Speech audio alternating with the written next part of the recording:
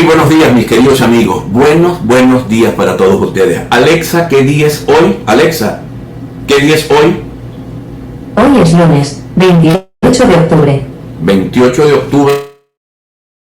Hoy se cumplen 3 meses de las elecciones o de la realización de las elecciones, del día en el que se hizo un parteaguas en Venezuela. ¿Qué es un parteaguas? Cuando la historia se divide en dos. En Venezuela hubo un parteaguas el 28. La historia cambió. La decisión popular venezolana se enfocó en una dirección. Esto ha generado una crisis de legitimidad tremenda ante los resultados dados por el Consejo Nacional Electoral, que aún mantiene su página cerrada y aún se niega a entregarle al país la información detallada de lo que pasó ese día, ante una decisión del Tribunal Supremo de Justicia que ratifica lo dicho por el Consejo Nacional Electoral, Tribunal Supremo de Justicia en sala electoral, y luego una decisión en sala constitucional donde considera que la sala, lo dicho por la sala constitucional, es cosa juzgada. Ante ese escenario, Venezuela entró en una crisis política profunda.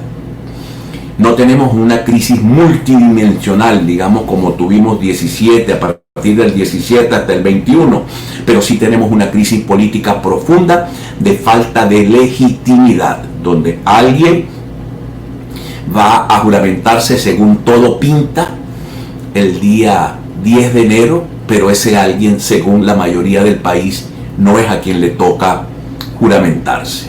Esto evidentemente va a generar una crisis que arranca el 10 de enero con un comportamiento que no sabemos hasta ahora de la comunidad internacional.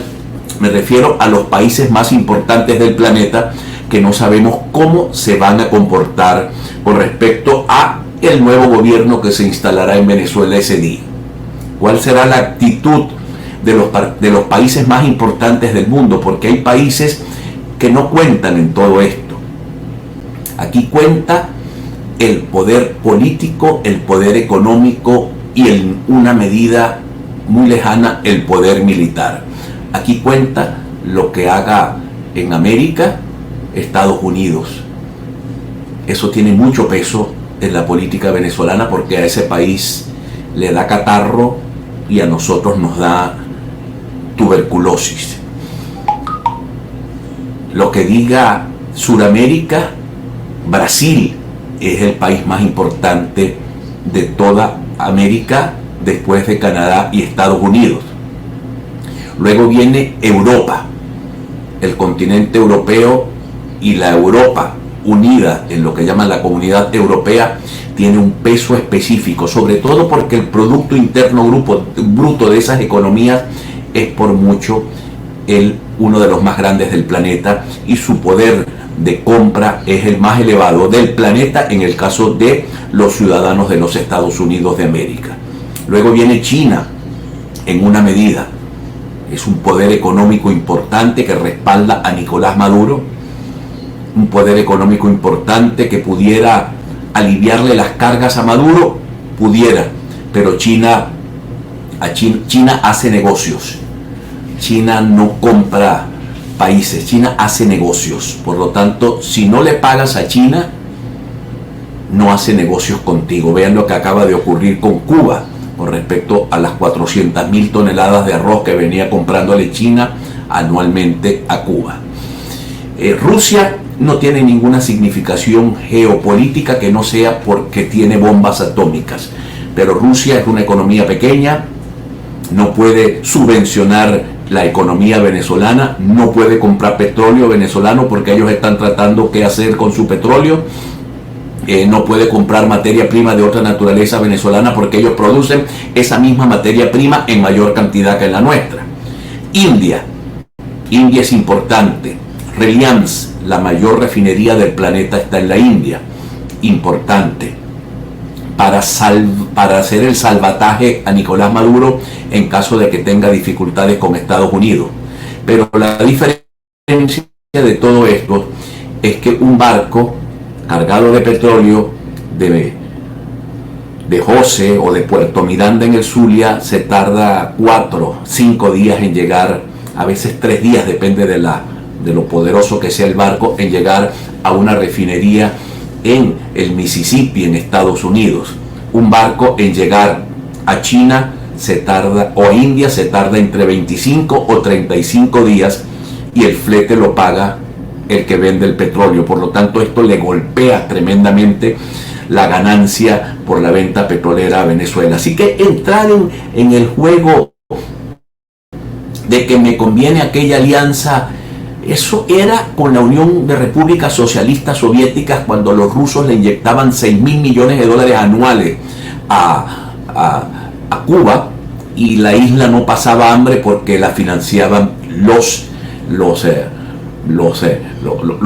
la Unión de Repúblicas Socialistas Soviéticas. Cuando se acabó eso, China no financia a Cuba. China compra y China exige un comportamiento por parte del gobierno cubano.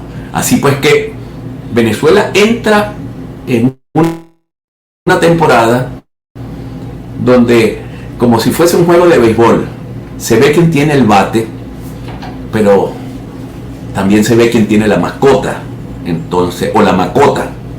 Entonces habrá que ver cómo se desarrolla todo esto después que pasen las navidades venezolanas. Un poco digo esto porque Maduro regresó. Nuestro querido Orlando Urdaneta decía que no regresaba. Pareciera que se caen todas las predicciones de los adivinadores que están en el extranjero, que dicen que Maduro ya cayó, y resulta que no cayó. Resulta que regresó de su viaje a Rusia y a Argelia y está al mando en Miraflores. Tengo un material interesante, mis queridos amigos, que quisiera mostrar a ustedes, que tiene que ver con el tema de los BRIC, porque algunos amigos del chavismo que están acá creen que la salida para Venezuela, que Venezuela va a resolver todos sus problemas una vez que entre a los BRIC. Los BRIC existen hace 15 años y hay un análisis acá que realiza un economista que quisiera mostrar para todos ustedes. Permítanme que voy a comenzar desde cero. Yasmín, ponlo en pantalla, por favor, para que ustedes vean este análisis de este economista sobre nuestra capacidad de entrar, digamos, qué significa económicamente los BRIC para Venezuela o para cualquier país. Vamos a escucharlo. De crear una canasta de monedas locales para pagar el comercio entre... Permítame, voy a arrancarlo de cero. Vamos a arrancarlo de cero. Hola Jorge, ¿cómo estás? Mira, yo te voy a explicar algunas cosas porque no las logras entender. El problema de los BRICS es una fantasía como lo fue el petro. Y lo vamos a entender todo, tú lo vas a entender, pero yo sí creo que la gente lo va a entender. Fíjate, esa idea absolutamente imaginaria de crear una canasta de monedas locales para pagar el comercio entre los países es matemáticamente imposible. Te lo voy a explicar a ver si lo entiendes, aunque desde ya entiendo que no lo vas a entender. Fíjate, ¿cómo se puede expresar el valor de una moneda en otra moneda diferente si no es a través de un mercado libre y donde hay oferta y demanda? Eso es imposible. Es decir, ¿cuánto vale un peso cubano que pesa un euro? Imposible de determinación, no se puede determinar. ¿Por qué? Porque no hay un mercado entre las dos monedas en donde haya gente que oferte una moneda y otra que la demande. La cantidad de bienes que se produce en Cuba es ínfima comparada con la cantidad de bienes que se produce en Brasil.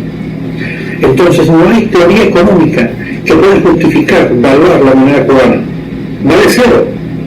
Entonces, ¿qué? Hola Jorge, ¿cómo estás? No cargó completo. Como hubiese querido que lo pudiésemos ver completo, porque el economista es brillante es brillante. Él se llama Federico Alves. Vamos a buscarlo acá en YouTube. Y disculpen ustedes, esto se los voy a colocar porque es que esto es oro en polvo.